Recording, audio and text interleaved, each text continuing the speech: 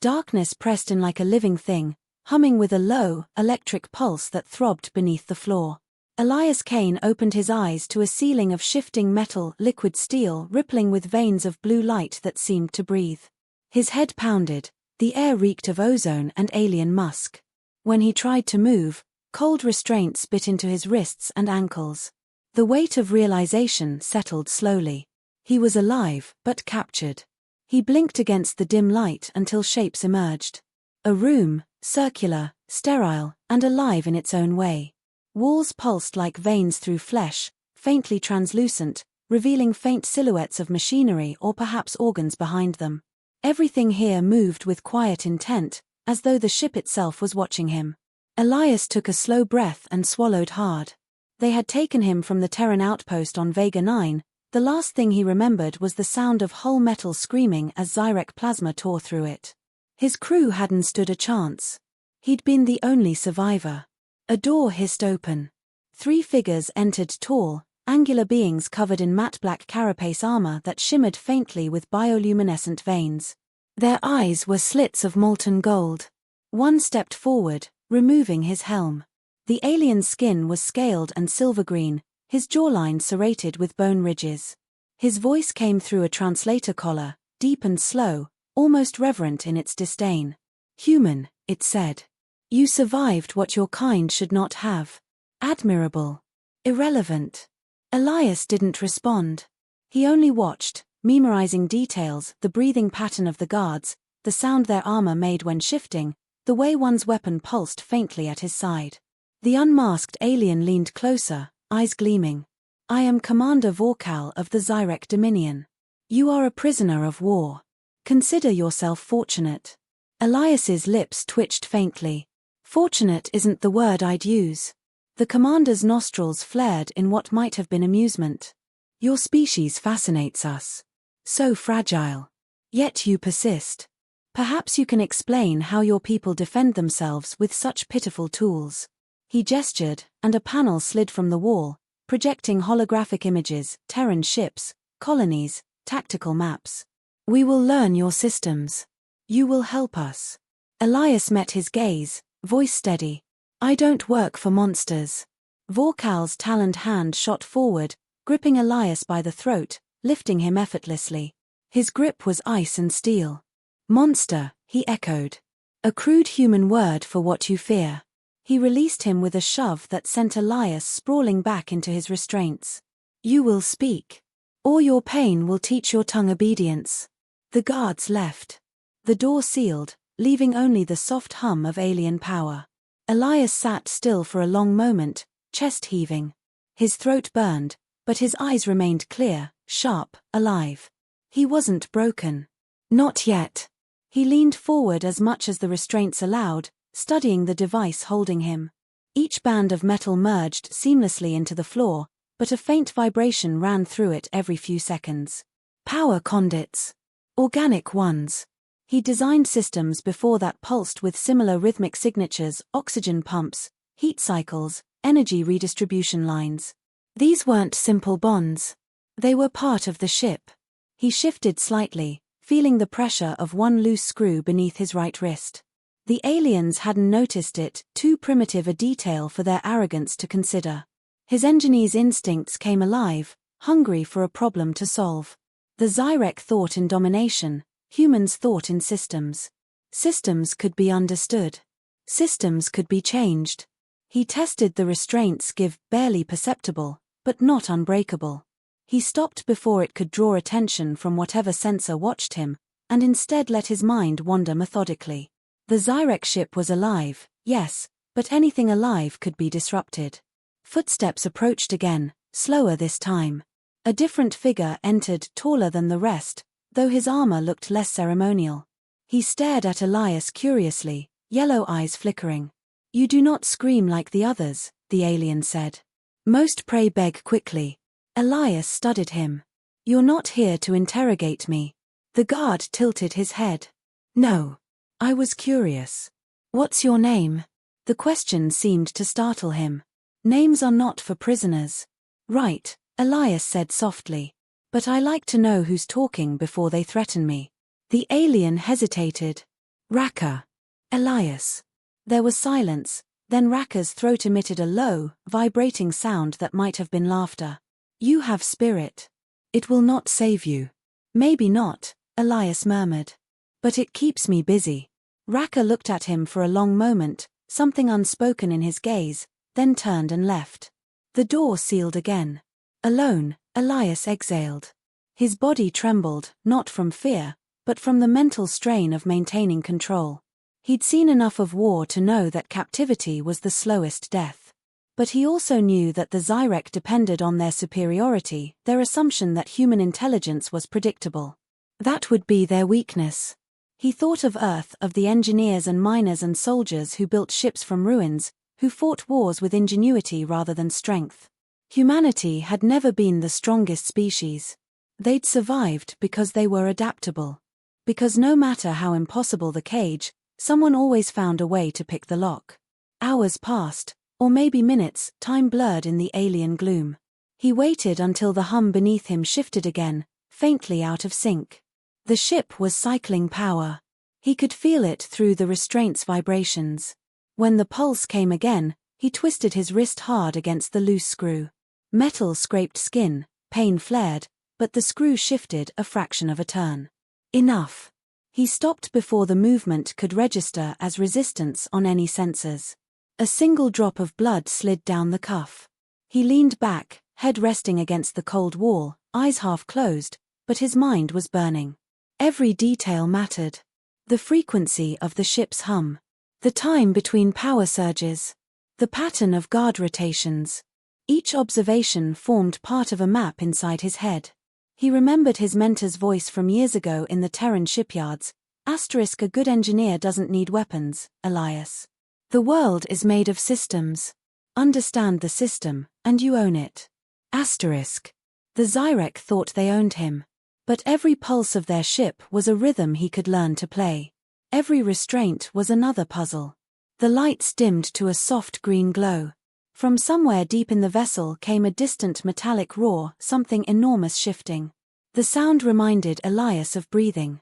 The ship was alive, but so was he, and he had no intention of staying part of its digestive system. He pulled lightly on the screw again, feeling it come loose by another hair's breadth. The faintest smile ghosted his lips. He whispered to the darkness, almost a prayer, almost a promise.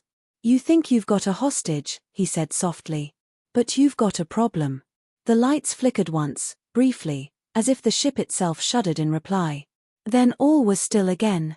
And Elias began to plan. The ship's rhythm had become familiar to Elias now, a deep, constant pulse that ran beneath his skin like a second heartbeat. Time passed differently here, marked not by sunlight or clocks but by the cycles of power surges and the dull thuds of alien footsteps beyond his cell. Every sound mattered. Every flicker of light was a clue. When they moved him, it was without ceremony, 2 guards, silent and precise, unfastening his restraints and shoving him down a corridor that shimmered like molten glass. He didn't resist. Resistance was a kind of noise, and noise attracted attention. He needed silence to work. The air changed as they led him deeper into the ship. The corridors narrowed, walls lined with translucent cables pulsing in greenish light. He recognized the shift in ambient temperature, the faint hum of high-capacity conduits. He was near the ship's power nexus. The Zyrek probably thought nothing of it. They didn't understand what an engineer could do with proximity. They shoved him into a holding cell, a different one this time, smaller, with an interface node set into the floor like a heartbeat. He studied it immediately. The cell was part of the ship's energy web, and that meant access indirect, minimal, but access nonetheless. When the door sealed and silence settled, Elias crouched near the glowing node. He pressed his palm to the floor, feeling the faint warmth of power flow. The system pulsed at 12-second intervals, a curious inefficiency for a race that considered itself superior. Organic systems couldn't stabilize output as efficiently as machines. Their arrogance had made them sloppy. He smiled faintly and sat back against the wall, mind whirring with quiet delight. They had no idea what kind of prisoner they'd taken. Hours passed before anyone returned. Raka entered alone, bearing a tray of nutrient gel, thick, gray, and faintly luminous. Elias eyed it, unappetized. Smells like it was scraped off the floor. Raka's head tilted, amused. It sustains us. Yeah, well, we're built different. The Zyrek crouched, setting the tray down just inside the cell's barrier field. His golden eyes studied Elias carefully. You watch everything. Even when we do nothing? Elias shrugged. It's a habit. Why? Because systems talk if you listen. The alien's eyes narrowed, confused. Elias only smiled. Never mind. Trade secret. Raka lingered longer than necessary. Perhaps curiosity was a flaw even in warrior species. Elias noticed a faint shimmer at the edge of Raka's chest plate, tiny conduits linking armor to life support. Biological feedback. If he could replicate that signal frequency, he might access the ship's grid through proximity. Raka turned to leave. Commander Vorkal believes you will break soon. He says your mind will yield as easily as your weapons. Elias's voice was soft but sharp. Tell him he should have studied human minds before he tried to cage one. The guard hesitated, a faint rumble deep in his throat before he walked away. The door sealed, and Elias was left with silence again. But this time, the silence carried potential. He moved closer to the barrier field and inspected its shimmer. The energy flickered faintly when he brushed his hand near it, reacting like a living membrane. Not purely mechanical. It read bioelectric signatures. The Zyrek had evolved technology that responded to their own physiology.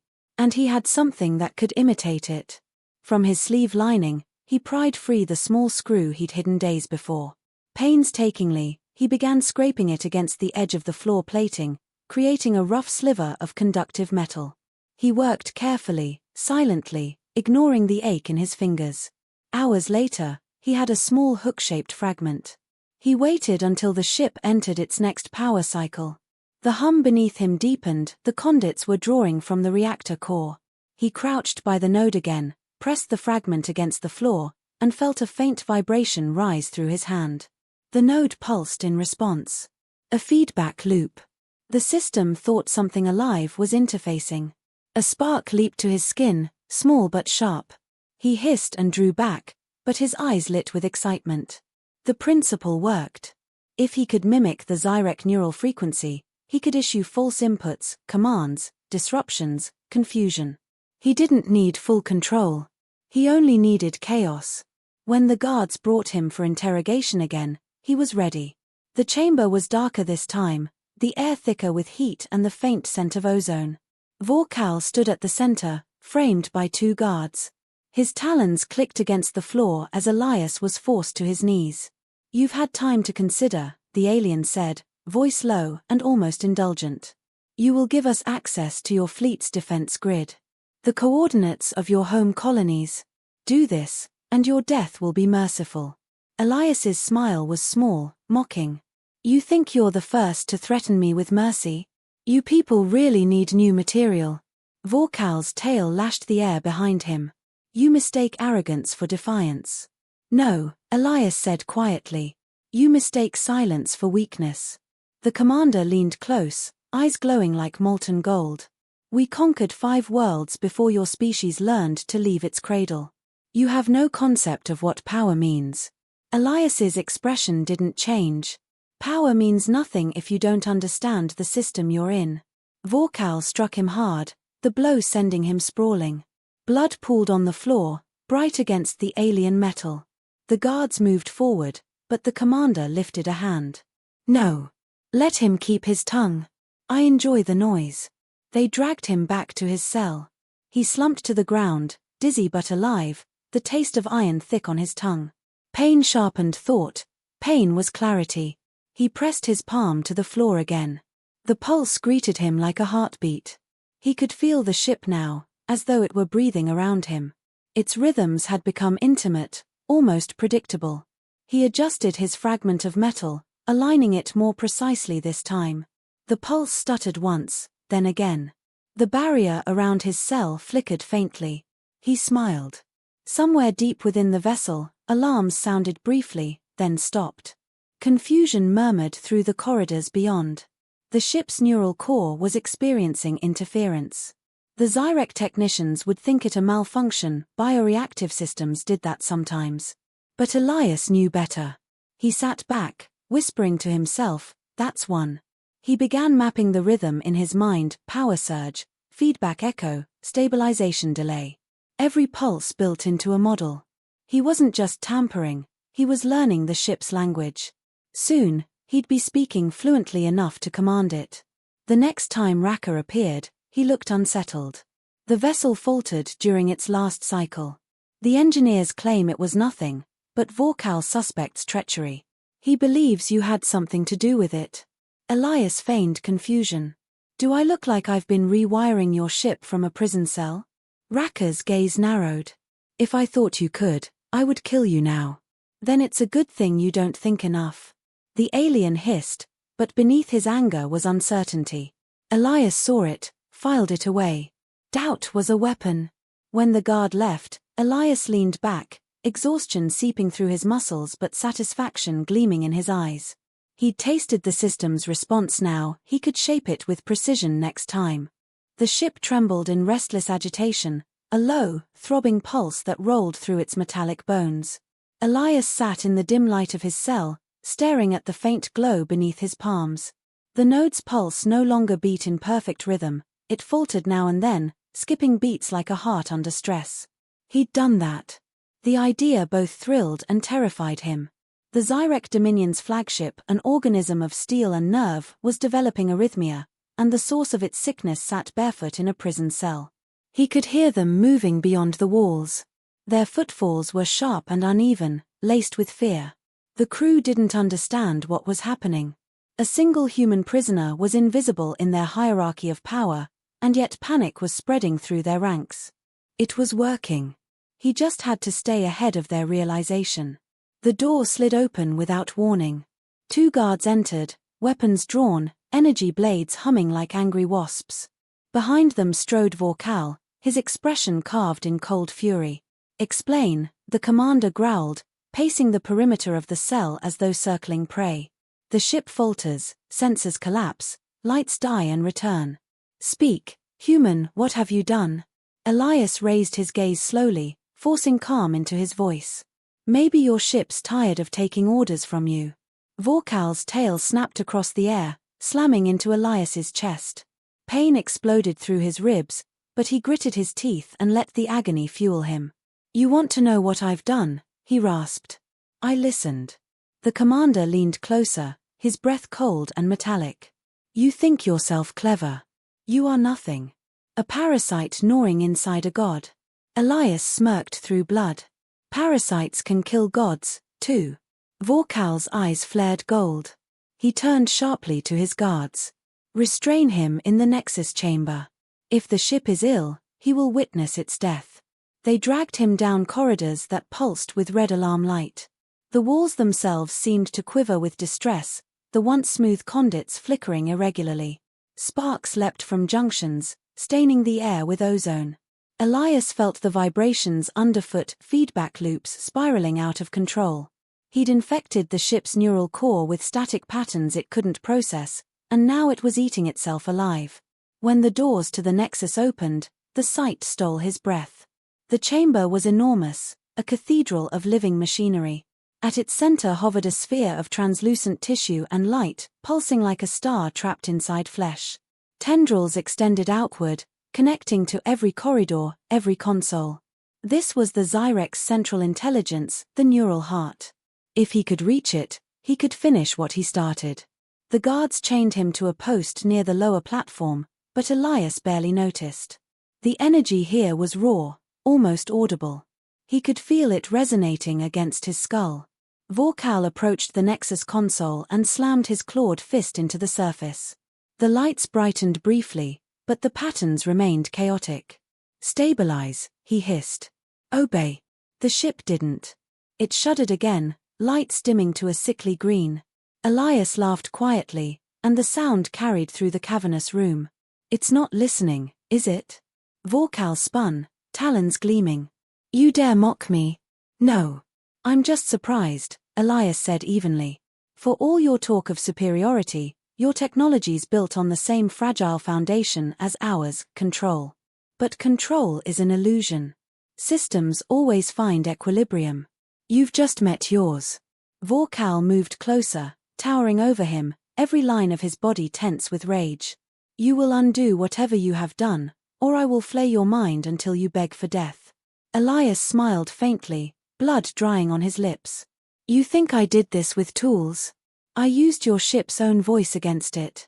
You can't stop it because it thinks you're the infection now.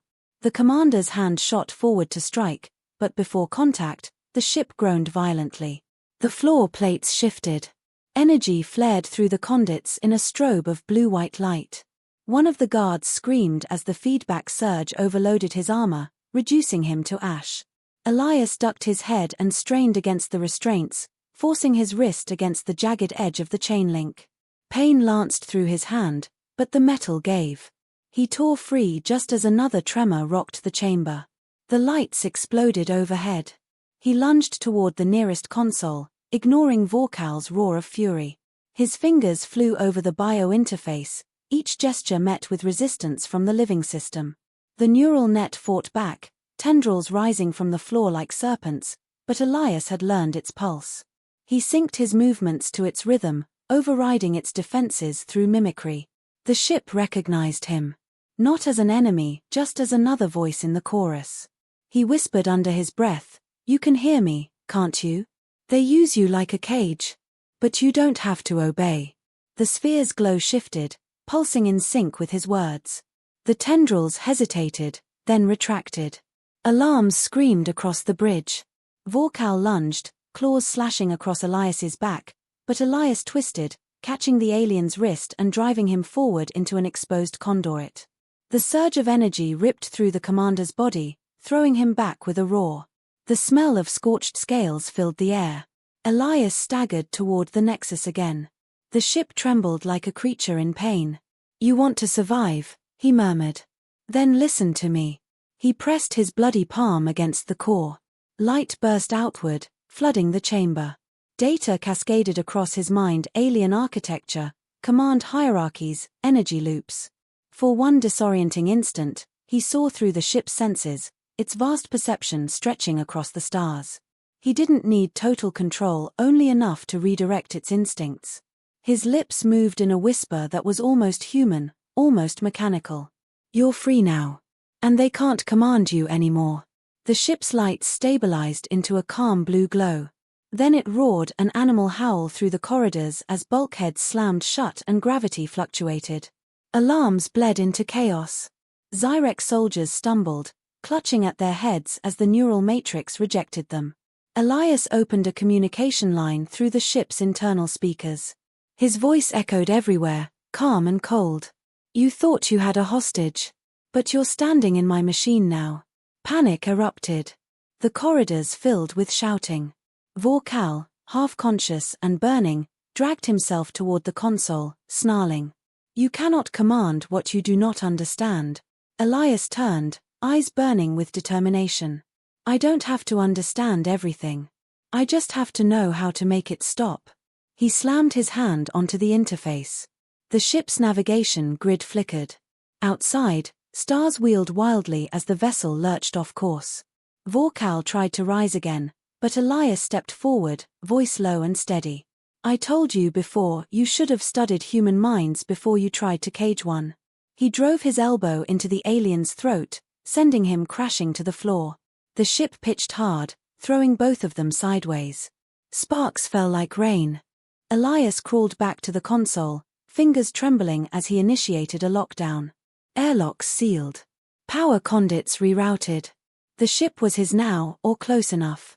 He could feel the systems syncing with his rhythm, learning him the same way he'd learned them. The intercom crackled again, his voice carrying through every corridor. "All Zyrek personnel, you have two choices: escape pods or suffocation. I'd recommend the first."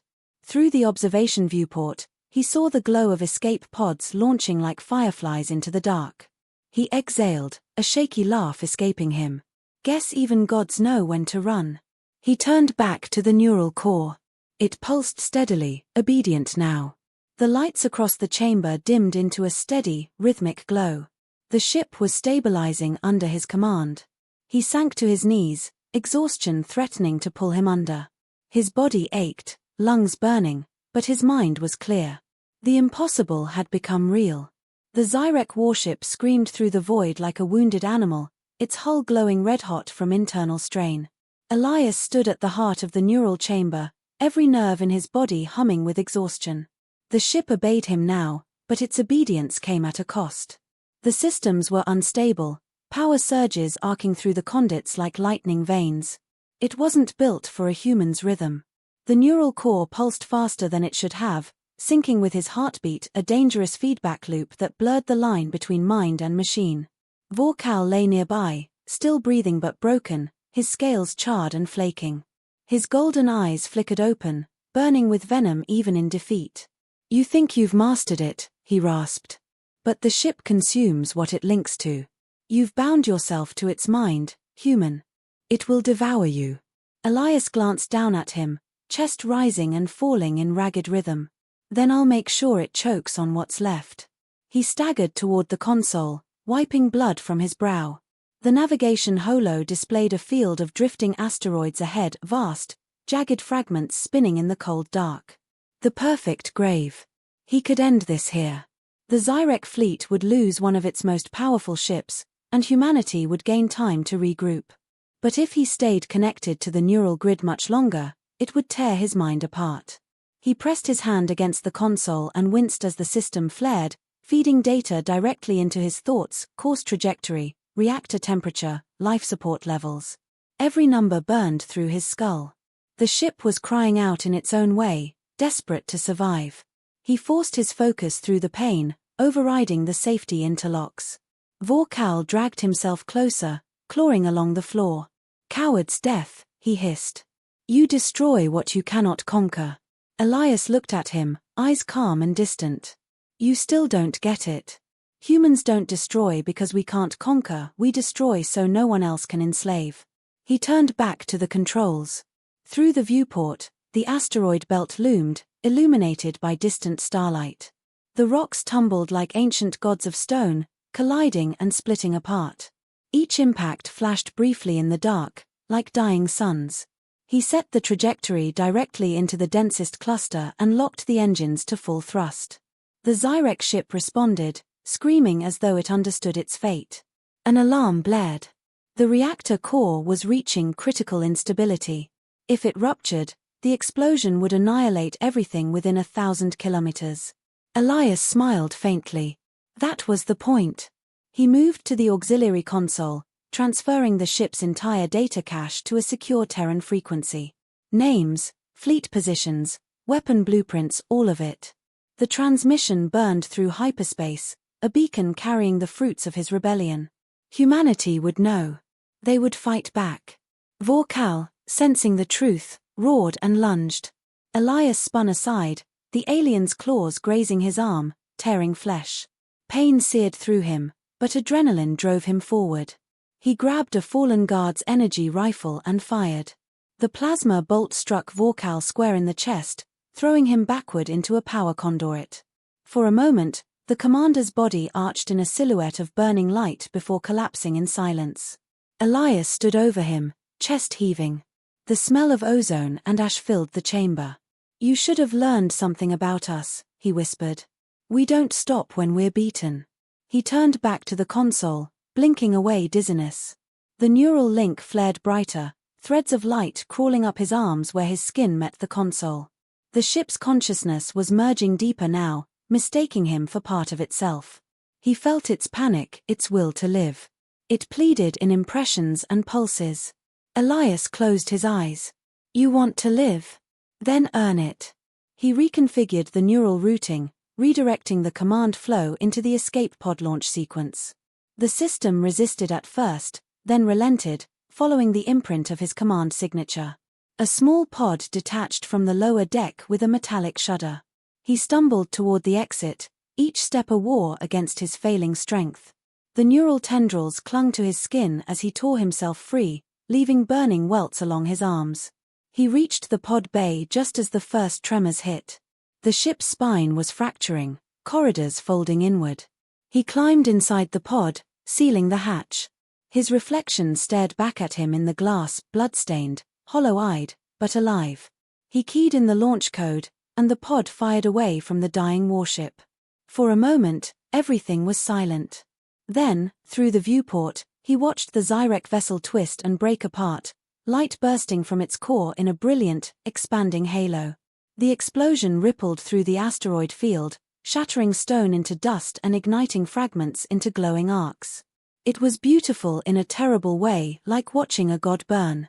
Elias closed his eyes, the hum of the pod's systems lulling him into an exhausted calm. His body trembled from shock, but his mind remained sharp, unwilling to surrender. The transmission confirmation blinked faintly on the display, *** data transfer complete ***. Earth would receive everything he'd stolen from their enemies. His mission was done.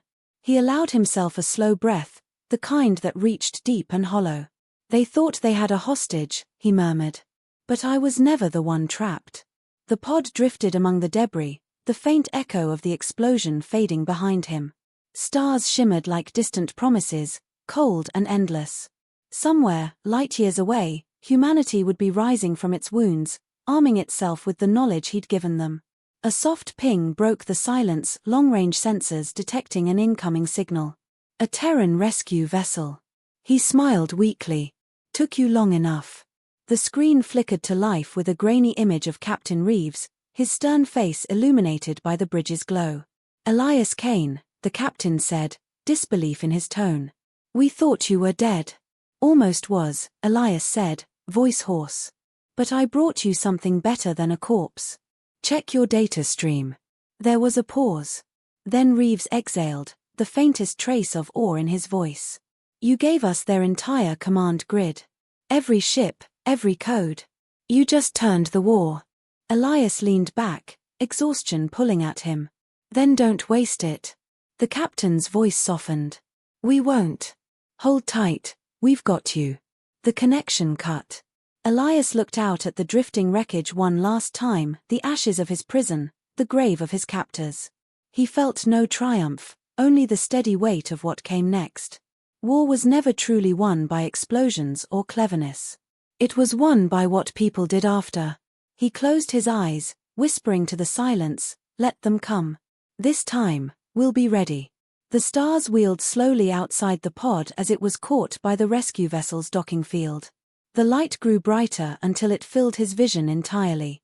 For the first time in what felt like forever, Elias let himself rest, his heartbeat slowing as the hum of human machinery replaced the alien pulse that had haunted.